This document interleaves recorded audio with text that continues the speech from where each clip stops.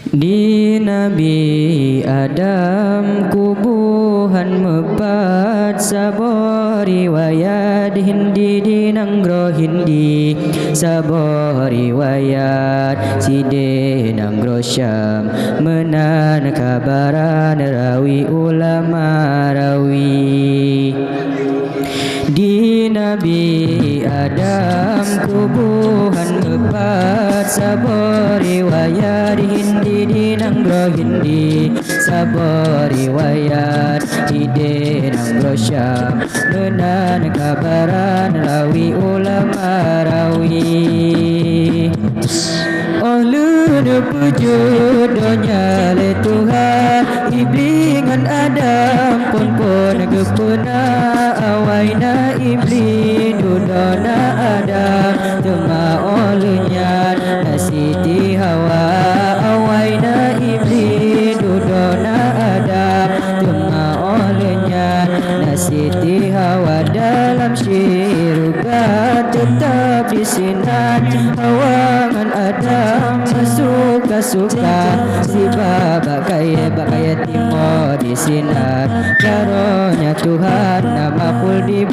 nama Tuhan tegak dua urangnya nubo kayanya hangge birasa Iblis dijale dan Nabi Adam nubo kayanya makanan gata Iblis dijale dan Nabi Adam nubo kayanya makanan gata jiken bo kaya manganan abad karonya Tuhan dalam syurga Adam pacule membawa kayanya tua tak Adam larap Rabbana Adam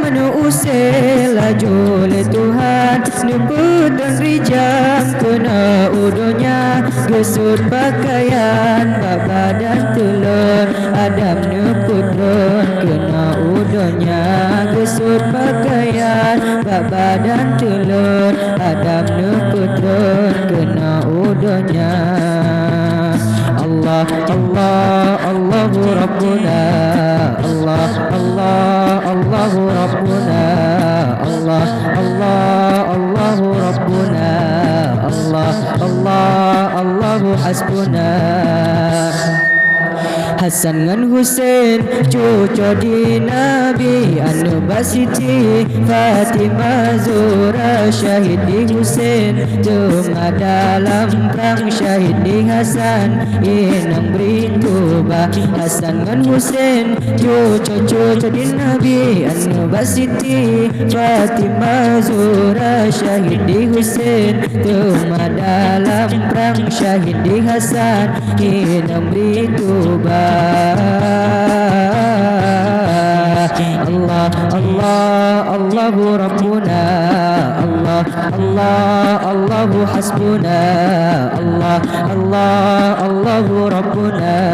Allah Allah Allahu Hasbuna. Laila Majnun yang tu bahasan kenang rayuan kita baraja kata polako hai putih licin ulun mekawin dudongan gata kata polako hai putih licin ulun mekawin dudongan gata loji polako dudohan jite mujud Laila cukeng bunga kerajaan inong berpikir lahingan batin Raja Pizalim pengaruh jiba Allah Allah Allahu Rabbuna Allah Allah Allahu Hasbuna Allah Allah Allahu Rabbuna Allah Allah Allahu Hasbuna.